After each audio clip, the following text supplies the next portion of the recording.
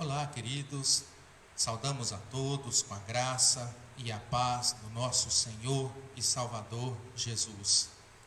Desde já queremos agradecer ao carinho de todos aqueles que estão nos acompanhando neste momento, através desta live da Igreja Presbiteriana do Brasil, de Pontes e Lacerda.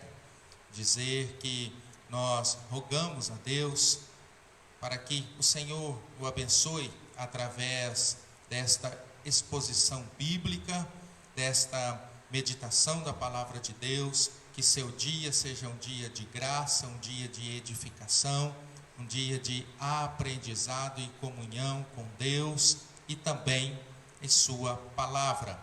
E o tema da nossa exposição bíblica nesta escola bíblica dominical é da restauração à ingratidão. E nós vamos ler a palavra de Deus no segundo livro do profeta Samuel, capítulo 9, nós vamos ler os versículos 1 a 13. Segundo livro do profeta Samuel, versículos 1 a 13, capítulo 9, versos 1 a 13.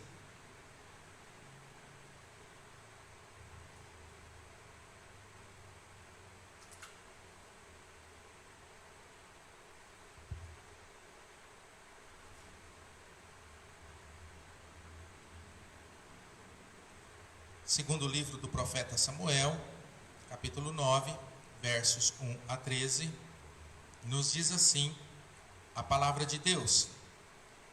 Disse Davi: resta ainda, porventura, alguém da casa de Saul, para que use eu de bondade para com ele, por amor de Jonatas?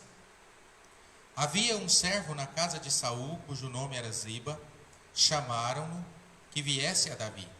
Perguntou-lhe o rei: és tu Ziba? Respondeu: eu mesmo, teu servo. Disse-lhe o rei: não há ainda alguém da casa de Saul para que use eu de bondade de Deus para com ele?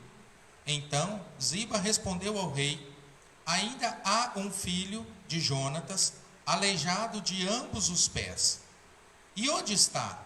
Perguntou-lhe o rei. Ziba lhe respondeu: está na casa de Maquir, filho de Amiel, em Lodebar. Então mandou o rei trazê-lo de Lodebar, da casa de Maquir, filho de Amiel. Vindo Mefibosete, filho de Jonatas, filho de Saul, a Davi, inclinou-se, prostrando-se com o rosto em terra. Disse-lhe Davi: Mefibosete. Ele disse: eis aqui teu servo. Então lhe disse Davi: não temas, porque usarei de bondade para contigo, por amor de Jonatas, teu pai, e te restituirei todas as terras de Saul, teu pai, e tu comerás pão sempre à minha mesa. Então se inclinou e disse: quem é teu servo, para teres olhado para um cão morto, tal como eu? Chamou Davi a Ziba, servo de Saul, e lhe disse: tudo o que pertencia a Saul e toda a sua casa dei ao filho de teu senhor. Trabalhar-lhe-ás, pois, a terra, tu e teus filhos e teus servos, e recolherás os frutos para que a casa do teu senhor tenha pão que coma. Porém, Mefibosete, filho do teu senhor, comerá pão sempre à minha mesa. Tinha Ziba 15 filhos e 20 servos. Disse Ziba ao rei: segundo tudo quanto meu senhor, o rei, manda a seu servo, assim o fará. Comeu, pois, Mefibosete à mesa de Davi, como um dos filhos do rei. Tinha Mefibosete um filho pequeno, cujo nome era Mica. Todos quantos moravam em casa de Ziba eram servos de Mefibosete. Morava Mefibosete em Jerusalém, porquanto comia sempre à mesa do rei. Ele era coxo de ambos os pés. Vamos orar? Senhor, nós louvamos e bendizemos o santo, bendito e poderoso nome do Senhor. E neste momento, ó Pai, momento em que acabamos de ler a palavra do Senhor, rogamos que, pela iluminação do Senhor, o Teu Santo Espírito venha falar aos nossos corações. Que o Senhor venha nos instruir através desta exposição bíblica. Que o Senhor alimente a nossa alma, o nosso coração, o nosso espírito com a palavra do Senhor. Que o Senhor traga edificação, graça e entendimento a todos aqueles que estão nos acompanhando neste momento. A todos que estão ouvindo esta mensagem neste momento, Pai. Pois o Senhor é poderoso para falar da forma com que lhe aprouver, a quem lhe aprouver falar, e usando a quem lhe aprouver usar. Nós oramos em nome de Jesus. Amém.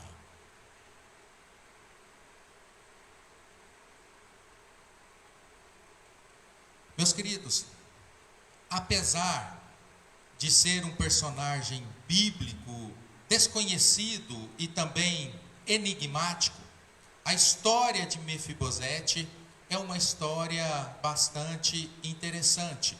E por que eu digo isso? Porque a história de Mefibosete, ela diz muito a respeito da nossa condição e do nosso relacionamento com Deus. Nós podemos aprender a respeito disso, da nossa condição e do nosso relacionamento com Deus, através da história de Mefibosete. Quem era Mefibosete? Ele era neto do rei Saul, filho de Jonatas. E nós sabemos que Jonatas era um grande amigo de Davi. Mefibosete era alguém que tinha prerrogativas reais. Mas ainda muito novo, por volta de 5 anos de idade, ele teve a sua vida completamente desmoronada. Seu avô, o rei Saul, rei de Israel, e também o seu pai, Jonatas, sucessor, príncipe, herdeiro do trono de Israel, ambos morreram em uma batalha contra os filisteus. E Mefibosete, então, fazendo parte da família real, ele está agora correndo risco de vida por causa desta batalha. E ele precisa fugir de Jerusalém para não morrer. E nesta fuga, a sua ama a deixa cair e ele sofre um acidente severo em suas pernas, perdendo assim o movimento dos seus pés. E depois disso, ele é levado para uma região inóspita, uma região que podemos dizer praticamente inacessível entre as montanhas da Judéia, para ser literalmente exilado, para que ali ele ficasse protegido, para que ali ele ficasse a salvo, para que ali a sua vida fosse poupada. E ele foi para uma cidade chamada Lodebar, que curiosamente significa cidade do esquecimento. Mas etimologicamente falando, Lodebar seria melhor traduzido como sem palavras. Uma cidade sem palavras para descrevê-la. Nós observamos aqui que a sua história, ela foi completamente mudada. Mefibosete está agora escondido, exilado, em sigilo, numa cidade onde o silêncio reina, impera e o ostracismo prevalece, onde o falar é praticamente proibido. Aquele que poderia ser o futuro rei de Israel, pois fazia parte da família de Saul, o rei de Israel, agora está vivendo no abandono e no esquecimento.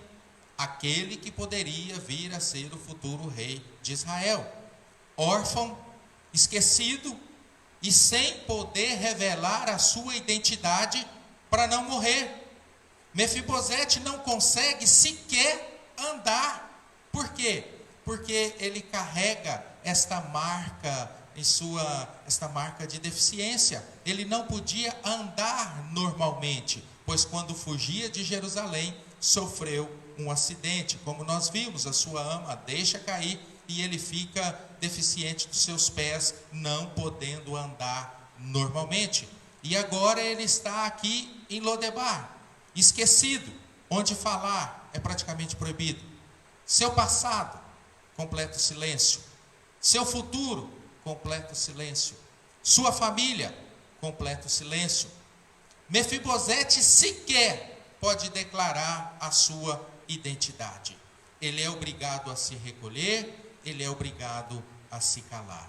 E ele é obrigado a viver ali naquela cidade do silêncio, nas fronteiras do esquecimento.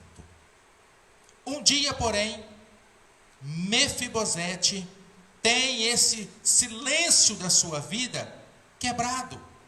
De uma forma inusitada e surpreendente, ele recebe uma visita de um amigo de seu pai, de um servo de seu pai, do seu avô, Ziba, informando que o rei Davi, agora rei sobre Israel, sabia da sua existência.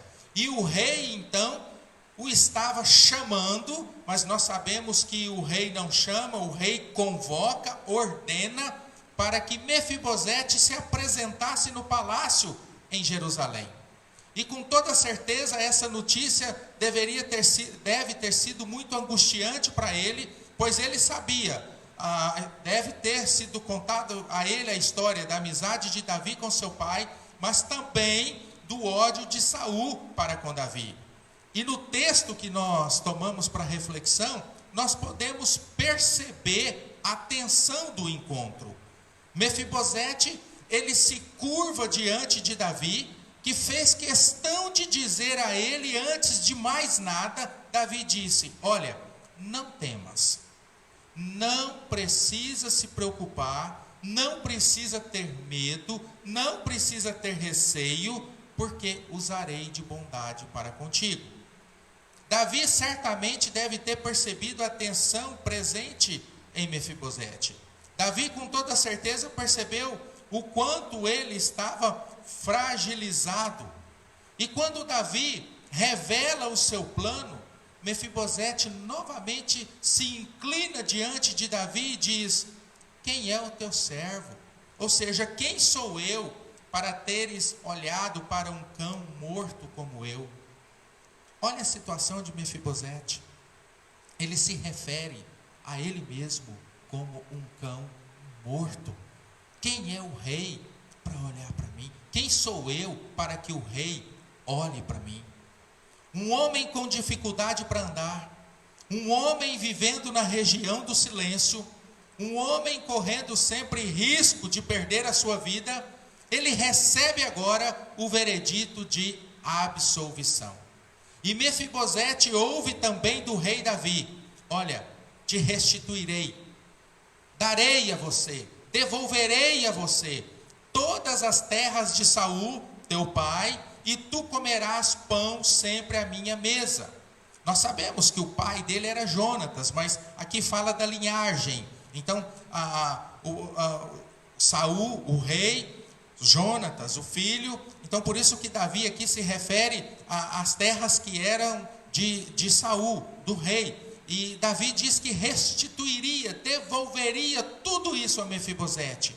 O que Davi fez? Ignorou sua deficiência, ignorou sua condição de silêncio, de anonimato, de medo, e restituiu todas as suas propriedades. Davi o deu honra e intimidade. E nós observamos que no verso 11, Davi o convida para assentar-se consigo à mesa. Pois nos diz o texto: comeu, pois, Mefibosete à mesa de Davi como um dos filhos do rei.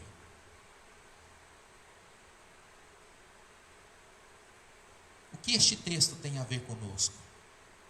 Queridos, este texto, esta história, ela pode muito bem retratar a história de vida de muitas pessoas que passam por tragédias e perdas.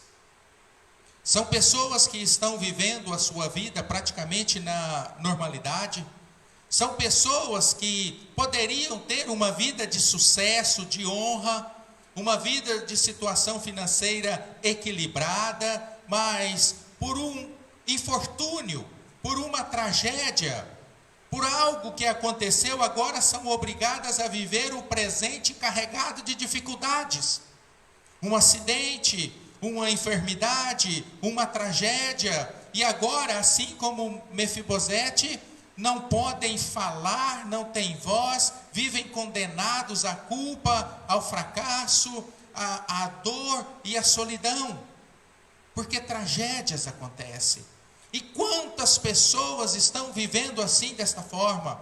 Quantas pessoas que estavam aí vivendo a sua vida dentro da normalidade, mas em virtude do que tem acontecido nos últimos dias, talvez hoje esteja vivendo a dor do luto, a perda de um ente querido, talvez a perda do seu emprego, talvez a perda aí da sua estabilidade financeira. Então a história de Mefibosete, ela pode refletir muito bem, ser um retrato da história de muitas pessoas que passam por tragédias e perdas em suas vidas. Mas como imaginar que um dia um homem como este, que perdeu tudo na sua vida, ele poderia voltar ao palácio e sair daquela zona do silêncio e do medo? E isso aconteceu. E nós aprendemos aqui que este texto nos revela também a nossa realidade e aquilo que Deus faz conosco. Este texto nos fala da imerecida graça de Deus sobre as nossas vidas. Pois quando Deus vem até nós, pois parte dele, porque Ele é o Senhor, porque Ele é soberano, é Ele quem escolhe, é Ele quem vem ao nosso encontro. E quando Deus nos encontra, Ele nos encontra no ostracismo, Ele nos encontra chafurdados no pecado. E o que Deus faz? Deus nos resgata, Deus nos busca, Deus nos salva, independente da nossa condição física, moral e também espiritual. E ao invés de nos dar espada, castigo e nos punir, Deus nos leva para assentarmos com Ele à mesa e nos trata como filhos. Este texto, ele nos aponta para um aspecto surpreendente da graça. A graça de Deus que põe fim ao cativeiro do silêncio, do medo e do pecado. E eu chamo a atenção aqui para um texto maravilhoso, Salmo 23, verso 5, que diz assim: preparas-me uma mesa na presença dos meus adversários. Preparas-me uma mesa onde? Na presença de quem? Dos meus adversários. É uma figura estranha, não é? Porque nós gostamos de ter uma mesa posta na presença de quem? Na presença dos nossos amigos, na presença dos nossos familiares, na presença das pessoas que nos querem bem, que nos fazem bem. Ao lado dessas pessoas que nós queremos estar, são essas pessoas que nós queremos ao nosso lado na mesa. Mas o que isso significa? Que Deus, irmãos, nos surpreende, dando-nos agora, quando Ele nos resgata, quando Ele vem até nós, quando Ele nos chama, Ele nos surpreende, dando-nos agora honra diante daquelas pessoas que sempre nos trataram com injustiça. É o que vemos no texto. Deus move o coração de Davi, aparentemente do nada, para alcançar e resgatar a vida de Mefibosete. Vimos no versículo 1, disse Davi: resta ainda porventura alguém da casa de Saul, para que use eu de bondade para com ele, por amor de Jonatas? É o próprio Deus quem move o coração de Davi a isso. Poderia soar aqui para alguns como uma armadilha do rei, para destruir e erradicar totalmente a casa e a memória de Saul, que o perseguiu e tentou matá-lo por tantas vezes, porque era um procedimento padrão e comum naqueles dias. Quando um rei assume um trono, o que ele fazia? Ele matava todos os descendentes, os familiares do antigo rei, para que não houvesse possibilidade de conspiração. Mas Davi se lembra de Mefibosete para usar de bondade para com ele. Mas antes de mais nada, nós precisamos ter em mente que quem se lembra de Mefibosete é o próprio Deus que leva Davi a ter tal sentimento de restauração e honra, mostrando que de fato é Deus quem está no controle e no governo de todo o universo.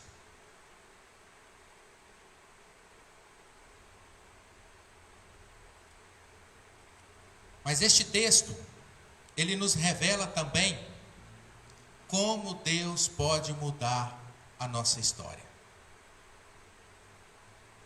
Como Deus pode mudar a nossa vida. Como Deus pode mudar a nossa casa. Como Deus pode mudar a nossa família. Como Deus pode mudar a minha, a sua e a nossa história. São muitas as pessoas hoje que por vários desatinos em suas vidas, pecados, decisões erradas, hoje estão vivendo aí no silêncio da culpa, com vergonha, prisioneiros do passado, prisioneiros do pecado, sem honra, sem palavras. Mas a graça de Deus, ela é poderosa para resgatar pessoas assim. No livro do profeta Isaías, temos um texto surpreendente. Deus convida o seu povo, Isaías capítulo 1, versículo 18. Vinde, pois, e arrazoemos, diz o Senhor. Ainda que os vossos pecados sejam como a escarlata, eles se tornarão brancos como a neve. Ainda que sejam vermelhos como o carmesim, se tornarão como a lã. Tanto a escarlata quanto o carmesim é aquilo que tem um tom vermelho vivo, vibrante, lembra sangue. O pecado lembra sangue, porque lembra morte. Mas Deus convida o seu povo aqui, vinde, pois, e arrazoemos. O que Deus convida aqui? O que é arrazoar? É colocar as cartas na mesa, é ver quem tem razão, é ver quem está certo e ver quem está errado, é dizer a verdade, é reconhecer a verdade, é abrir o jogo. Deus convida o povo aqui a abrir o jogo diante dele. Mas é interessante que neste caso, Deus não está convidando o povo aqui a refletir sobre o seu pecado, sobre o seu passado de fracasso, de derrota, de tragédia. Mas o convite de Deus aqui, de uma forma especial, é sobre a dimensão do seu perdão.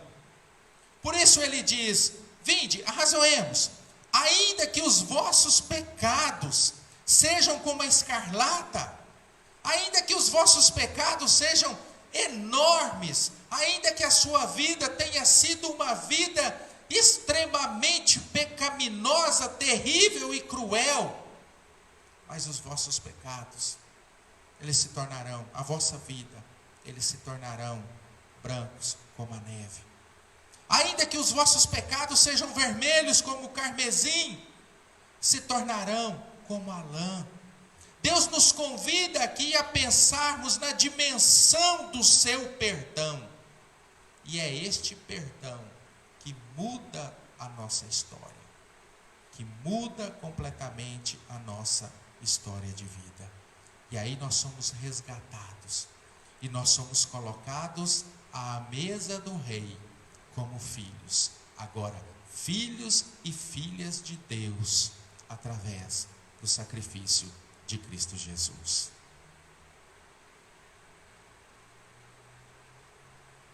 Mas, meus queridos, Lamentavelmente, a história de Mefibosete não se encerra aqui na sua restauração. A história de Mefibosete, ela poderia ter aqui, através dessa restauração, um final feliz. Mas sabe o que acontece algum tempo depois? Absalão, filho de Davi, ele tenta usurpar o trono do pai. E o pai tem que fugir da sua presença. Davi foge do seu filho Absalão. E esses dias, com toda certeza, foram os dias mais difíceis da vida de Davi. E ele tinha que se defender de um golpe de estado dado pelo próprio filho, que queria tomar o seu trono. E Mefibosete, onde estava? No palácio, com o privilégio da nobreza, assentando-se à mesa do rei. E sabe o que ele fez diante desta crise? Algumas pessoas, naquele contexto, queriam o retorno dos herdeiros de Saul ao trono. E essas pessoas procuraram fazer um levante a favor da casa de Saul. E Mefibosete assume posição e ele torce aqui contra Davi. Segundo Samuel, capítulo 16, verso 3, nós lemos assim: Então disse o rei: Onde está, pois, o filho do seu senhor? Respondeu Ziba ao rei: Eis que ficou em Jerusalém, pois disse: Hoje a casa de Israel me restituirá o reino de meu pai. Palavras de Mefibosete. A verdade é que a sua condição havia sido mudada, mas não o seu coração. E posteriormente, quando Davi reassume o seu reinado, ele precisa se reencontrar com Mefibosete. E este reencontro não foi fácil. E ele fica marcado por um duro discurso de Davi contra a atitude de Mefibosete. Você pode acompanhar 2 Samuel capítulo 19, versos 24 a 30. E Mefibosete, então, cheio de desculpas, ele se defende, mas Davi, ele não aceita as suas explicações e nem as suas justificativas. E Davi o confronta e ordena que as suas terras, as terras que ele tinha dado a Mefibosete, fossem agora divididas igualmente com o seu servo Ziba, que de forma aberta e corajosa apoiou Davi quando o seu futuro era incerto. Mefibosete revelou que o seu coração ainda não havia sido tocado, apesar de toda a graça, de toda a bondade e de toda misericórdia que ele tinha recebido. Meus queridos, este episódio, ele é o bom retrato daquilo que nos acontece diante da bondade de Deus sobre as nossas vidas. Deus vem até nós, envia o seu Filho para morrer pelos nossos pecados. Deus nos liberta da escravidão do pecado. Deus nos liberta da condição de esquecimento. Deus muda a nossa história.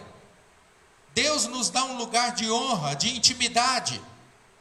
Deus nos coloca agora na posição de não mais inimigos, mas de filhos e filhas. Filhos e filhas de Deus. E nós, o que nós fazemos? Infelizmente, nem sempre o nosso coração está resolvido. Por quê? Porque no fundo, nós ainda desejamos aquilo que nós não deveríamos desejar. Nós buscamos aquilo que não deveríamos buscar. Infelizmente, traímos e mentimos para a gente que nos ama. Negamos a Deus, não com palavras, mas com as nossas atitudes. Vivemos como se Deus não existisse. Sabemos que Deus existe, mas vivemos como se Deus não existisse, como se Deus não estivesse no controle de todas as coisas. E muitas vezes vivemos uma vida de duplicidade. Dentro da igreja, no meio do povo de Deus, demonstramos uma fé grandiosa, poderosa, uma vida de santidade. Mas quando nós estamos em outros lugares, sequer temos coragem de assumir a posição de que nós somos cristãos, de que nós somos povo de Deus. Mefibosete merecia a morte, mas ele encontra liberdade. Ele poderia ter agora suas terras todas confiscadas novamente, mas ainda assim Davi demonstra compaixão e o deixa viver. Tal é o retrato de Deus. É assim que Deus faz conosco. Irmãos, nós somos imerecedores da sua graça, mas nós somos amados unilateralmente. Ah, pastor, eu amo a Deus. Queridos, nós só o amamos porque Ele nos amou primeiro. E Deus nos amou tanto, tanto, tanto, que envia o seu Filho para morrer pelos nossos pecados. Mas apesar disso, insistimos com o nosso coração duro, mal resolvido, aspirando coisas que não deveriam mais ocupar espaço em nossos corações, desejando aquilo que não deveria mais ser objeto do nosso desejo. E eu finalizo esta exposição bíblica dizendo que a história de Mefibosete, esta história fala de quem somos. E quem nós somos? Falhos, imerecedores, ingratos, indignos. E apesar de tudo aquilo que nós temos recebido de Deus, nós ainda somos tão imperfeitos em nossa amizade e em nosso amor para com Deus. A história de Mefibosete fala também da nossa condição e do tratamento que nós recebemos de Deus. Paulo afirma que o amor de Cristo nos constrange.